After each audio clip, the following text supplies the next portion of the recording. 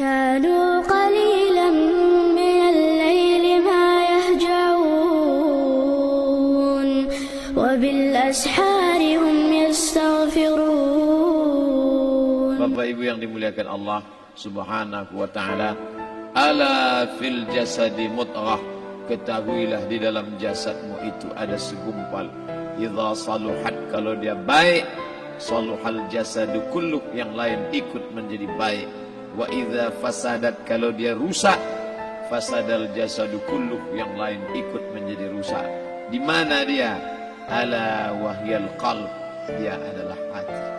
Maka yang pertama kali menghitam itu apa kata Allah? Kalla balrana, ada satu titik hitam. Ala qulubihim, ada satu titik hitam di dalam hati mereka. Ketika satu titik dibiarkan berubah menjadi dua titik, dua titik dibiarkan berubah menjadi tiga titik, 5 titik, 10, 100, 1000, maka dia pun menjadi hitam semuanya. Ketika hati sudah hitam, maka itulah azab di atas azab. Khatamallahu ala qulubihim. Setelah hati menghitam, terkunci, menular ke telinga. Wa ala sam'ihim. Setelah telinga, wa ala absarihim ghishawah. Padahal 3 itulah nanti yang akan ditanya di hadapan Allah.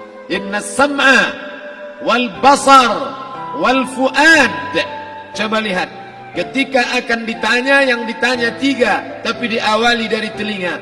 Inna sam'a wal basar wal fuad, telinga, mata, hati.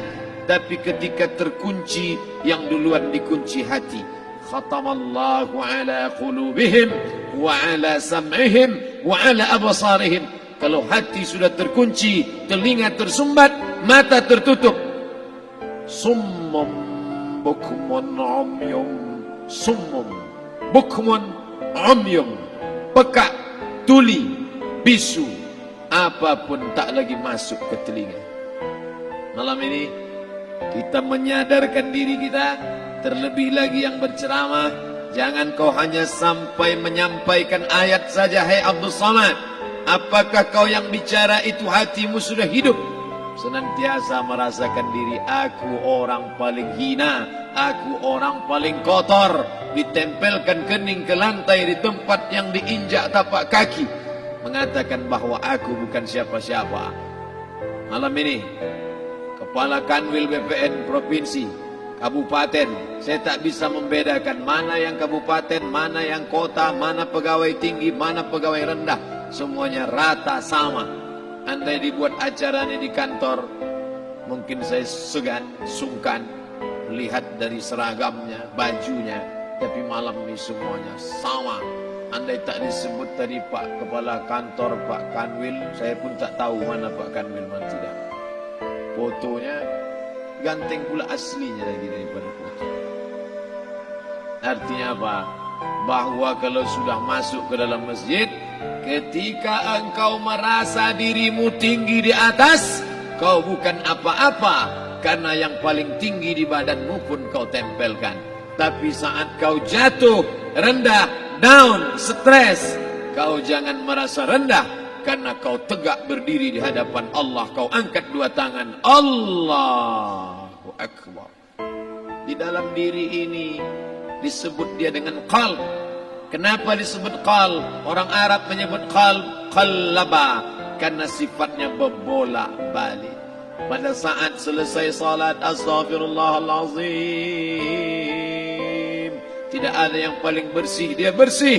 Tapi pada saat petang sore hari, yusbihu mu'minan, paginya putih, bersih, tak bernoda. Wa yumsi kafiran, petangnya hitam. Makanya dari pagi dibersihkan. Salat subuh bersih, salat zuhur bersih, condong matahari salat asar bersih, tenggelam matahari salat maghrib bersih, sempurna gelap malam salat isya bersih, tengah malam bangun tahajud munajat, di tengah malam orang tertidur. Wa tusalli bil laili wan nasu niyam, engkau tegak di waktu malam, di saat orang semua sedang tenggelam dalam lelap tidur panjang. tapi engkau menangis meratap mengenang dosa begitu banyak. Sab'atun yuzilluhumullah, di antara 7 yang mendapatkan naungan Allah. Yauma la zilla illa zilluh, hari itu tak ada naungan kecuali naungan Allah.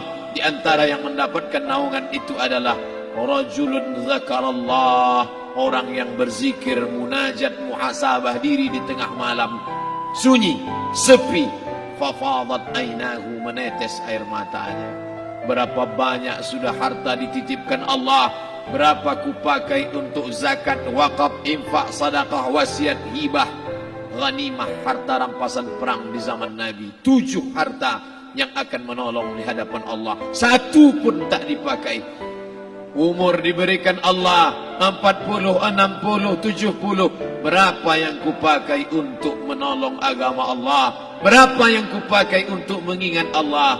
Mata, tangan, telinga, kaki akan diminta tanggung jawab di hadapan Allah. Al-yawma nakhtimu ala afwahihim, mulut terkunci, wa tukallimuna aydihim, tangan akan bicara, wa tashhadu arjuluhum, kaki akan bersaksi di hadapan Allah. Siapa yang bisa menolong waktu itu? Kalau pernah tangan ini saat punya kekuasaan, 1 coretan tanda tangan bisa mempermudah urusan masjid. Sebutir kekuasaan yang dititipkan Allah bisa dipakai menolong agama Allah. Itulah yang akan menolong di hadapan Allah. Apa yang disampaikan malam ini, semua biaya pengurusan masjid 0. Itulah sesungguhnya yang akan menolong di hadapan Allah. Adapun harta yang disimpan, tabungan, deposito, tanah, rumah, kendaraan, semua akan tinggal menjadi harta warisan. Istri mengambil 1/4 kalau ada anak. Kalau tak ada anak, istri mengambil 1/8. 1 miliar 125 juta bulan untuk istri. Kalau dia tak tahu hukum gono gini. Kalau dia tahu gono gini, dia tuntut ke pengadilan, dipotong lagi menjadi 2. 500 untuk dia. Dari yang 500 dapat lagi dia 75. 575 bulan untuk dia. Sisanya 425 diambil anak laki-laki 2 kali bagian anak perempuan. Lalu yang kita bawa mati apa? Dulu dibangga-banggakan, dihormati, dimuliakan. Yang kami muliakan Al-Mukarram, Al-Ustadz. Tapi pada saat tiba masanya, yang kita bawa tak lain tak bukan innallaha la yanzuru ila ajsamikum. Allah tak menengok badan, fisik, bentuk tubuh, baju. Ini sampulnya saja. Wala ila suwarikum, Allah tak menengok rupa, wajah. Walakin yanzuru ila qulub, hati kamu yang bersih itulah yang kau bawa menghadap Allah Subhanahu wa taala. Yauma la yanfa'u malun, harta tak berguna, wala banun, anak tak bisa menolong. Harta tak berguna, anak tak mampu menolong. Illa man atallah, kecuali orang yang datang menghadap Allah biqalbin salim, dengan hati yang bersih, hati yang tulus, hati yang memercikkan cahaya iman, hati yang bersih dari hasad, busuk hati, sum'ah, riya, takabbur. Itulah yang menolong di hadapan Allah Subhanahu wa taala. Tulang, kulu, kulit, darah, lemak, sumsum akan menjadi santapan cacing tanah. Begitu besok pagi pintu kamar tak bisa diketuk, istri bolak-balik membangunkan tak terjaga, dipegang pipi sudah sejuk macam es batu, tanda jantung tak lagi berdetak, maka darah mulai berubah menjadi nanah, busuk. 1, 2, 3 hari kalau tidak disuntik formalin, jasad paling busuk jasad manusia, karena semua dia makan herbivora, tanaman saja. Tapi kita ini omnivora, semua masuk. Maka begitu mati, paling bagus orang Islam paling cepat dikuburkan. Selesai acara pemakaman, habiskah masalah? Muncul masalah baru. Disitulah kita baru sadar. Apa kata Imam Ali radhiyallahu anhu? An-nasu niyam. Semua manusia waktu hidup itu tidur. Bapak tidur, ibu tidur, saya tidur. Semua orang waktu hidup itu tidur. Falamma matu, ketika dia mati, disitulah dia baru terjaga dari tidur panjang. Saat Israel mencabut nyawa, ditarikkan adalah satu centapan yang kuat, disitulah kita baru terjaga dari tidur panjang. Betapa aku meninggalkan salat, betapa aku tak berzakat, betapa dulu kekuasaan, aku lulus umur 30, pensiun 58, 28 tahun apapun tak pernah kubuat untuk agama. Sibuk membesarkan anak, sibuk mengurus warisan. Anak pun tak ingat dengan kita karena kita lupa menanamkan pendidikan agama di dalam otak kepalanya. Andai dulu pernah dia dibawa ke masjid, andai dulu pernah dia dibawa umrah, andai dulu dia dimasukkan SD IT, SMP IT, SMA IT, Islamic Boarding School, dibawa ke masjid, takkan dia lupa mendoakan selesai salat, Rabbil firli wali walidayya warhamhuma kama rabbayani saghira. Harta yang banyak tak sempat menolong agama Allah. Anak tunggal semata wayang tak sempat dididik agama. Istri meninggalkan dalam keadaan stres susah hatinya karena dia tak diajarkan sabar menerima ridha ketetapan takdir Allah. Dan paling celaka, tak pernah anggota tubuh ini dipakai untuk berzikir, muhasabah, mengingat Allah.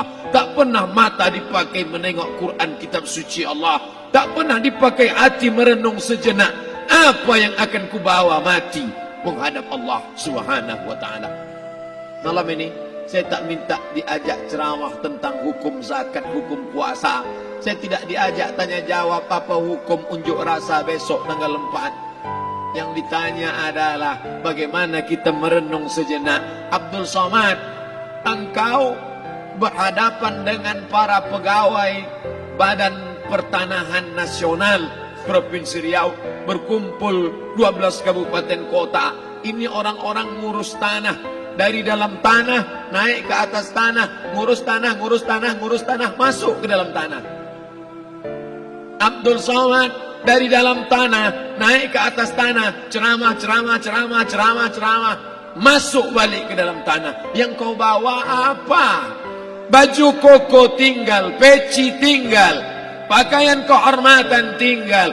Yang tentara belum pernah saya diundang.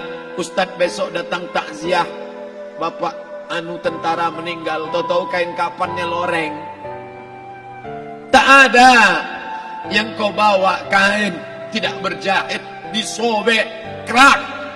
Itu yang akan menyampul kulitmu, yang selama ini kau dimandikan, dibersihkan oleh ibumu dulu 60 tahun yang lalu. Sampai masanya kau lupa kapan kau dimandikan dulu. Sekarang ruh melihat, disebut dia ruh karena dia raha ya ruhu ruh, seperti aroma semerbak yang datang pergi hinggap. Ruh sampai masanya dia datang masuk ke dalam jasad. Ruh sampai masanya dia pergi meninggalkan jasad. Malam ini dimuliakan Al-Mukarram Haji Abdul Somad LCMA. Kenapa Abdul Somad ini dimuliakan? Karena ruh hinggap sejenak sebentar, sampai masanya besok pagi dia ruh keluar dari dalam tubuh ini. Anak yang katanya ayahku sayang, istri katanya kaulah abang, sampai masanya mereka tak lagi mau mendekat. Rumah itu saya yang buat, saya yang mengukurnya. Tapi begitu ruh sudah keluar dari badan, tidak satu pun semeter, sesenti, sejengkal, sehasta ada tempat di rumah itu untuk jenazah bernama jenazah Abdul Somad. Dulu orang bertanya, rumah Ustadz Somad di mana? Hari ini orang tidak lagi bertanya, tak lagi menyebut nama. Orang sudah mengatakan kuburnya mana. Dulu kalau dia masuk masjid, didatangi orang, disalami orang. Mahasiswa, anak-anak, remaja mencium tangannya sebagai tanda hormat. Tapi begitu diletakkan keranda, kita akan sholat jenazah nanti selepas sholat zuhur. Apa kata orang? Letakkan di tepi sana, letakkan di tepi sana. Tak satu pun mau mendekat, letakkan dia di sana. Bahkan sebagian mengatakan dalam masjid, letakkan dia di luar. Dia tidak disebut engkau yang mulia, tidak digunakan kata ganti orang langsung. Letakkan dia di sana. Bahkan sebagian tak lagi, padahal tempat paling mulia sebelah kanan, orang tak lagi mau di kanan, mulai dia menjauh ke kiri. Kenapa kau ke sana? Takut aku mimpi hantu nanti malam. Mana kawan, sahabat, andai tolan, anak menantu, teman sekantor, semuanya pergi meninggalkan. Yang tetap dibawa, kalau pernah kaki melangkah salat berjamaah di masjid, kalau pernah tangan mengusap kepala anak yatim, kalau pernah tangan mengucap subhanallah. Nanti di akhir tausiah kita akan berzikir, munajat, muhasabah diri, berdoa, mengenang apa yang akan kita bawa menghadap Allah Subhanahu wa taala. Datang malaikat membawa kain kafan dari cahaya, akan menyambut ruh yang mulia. Hadis riwayat Ahmad bin Ambal dalam kitab Al-Musnad. Turun malaikat berlomba-lomba membawa kain putih dari cahaya, menunggu ruh akan keluar. Ruh menetes seperti embun di ujung daun. Daun tidak bergoyang, ranting tidak patah. Ruh menetes pelan turun ke dalam kain kafan, dibawa malaikat ke pintu langit. Tak sabar mereka menyambut. Inikah dia yang selama ini berjamaah? Inikah yang dulu ketika dititipkan kekuasaan menolong agama Allah? Kam min masyhurin fil ardi walam yakun ma'rufan fis sama. Berapa banyak yang masyhur terkenal di bumi, malaikat tak mengenal dia. Ini roh siapa? Tapi ini bukan LCMA, dia bukan ustaz, dia bukan ulama, tapi imannya dalam. Kekuasaan dipakai menolong agama Allah. Ruhnya keluar di bawah. Semua malaikat mengucapkan salam. Inilah orang yang selama ini kami tunggu-tunggu. Catatannya sudah lama. Setiap pagi petang, malaikat subuh membawa catatan namanya, malaikat malam membawa catatan namanya. Kami merindukannya. Begitu orang-orang yang masyhur di langit, tapi tak dikenal makhluk bumi. Tapi ada sebaliknya, yang rohnya disentapkan, ditarik malaikat dengan begitu tarikan yang sangat kuat. Nabi bertanya saat Isra Mi'raj kepada mereka yang sudah mati ribuan tahun yang lalu, apa yang kalian rasakan? Yang satu mengatakan seperti tebasan pedang di tempat yang sama beratus kali. Yang satu mengatakan seperti kambing yang dikuliti hidup-hidup. Yang satu mengatakan seperti mata kail pancing ditarik dari kulit yang basah.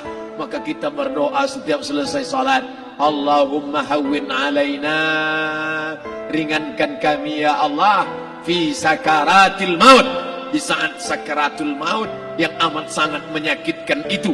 Dan mereka yang pergi tak pernah kembali, mereka yang mati tak pernah bercerita, kecuali hanya kepada Sayyidina wa Maulana Muhammad sallallahu alaihi wasallam. Di saat malam pertama di tempat yang gelap, di tempat yang tak pernah diimpikan oleh orang, tapi kita tetap melewati dan merasakannya. Perlahan-lahan cacing tanah, ular-ulat kalajengking akan menggerogoti kulit yang selama ini dimandikan, selama ini dipakaikan sampo yang mahal, selama ini dioleskan pelembab yang lembut. Tapi ternyata sebelum roh keluar jasad, setelah keluar, dia hanya akan menjadi santapan cacing tanah, hancur berkeping hari demi hari. Yang pertama kali membusuk adalah mata, karena dia berisi cairan. Cairan ini mengering, busuk dan berlubang. Lalu kemudian usus sebulan di dalam tanah, mulai dia menggelembung masuk angin dan dia meletus pecah. Cacing-cacing tanah mulai datang menggerogoti, memakan.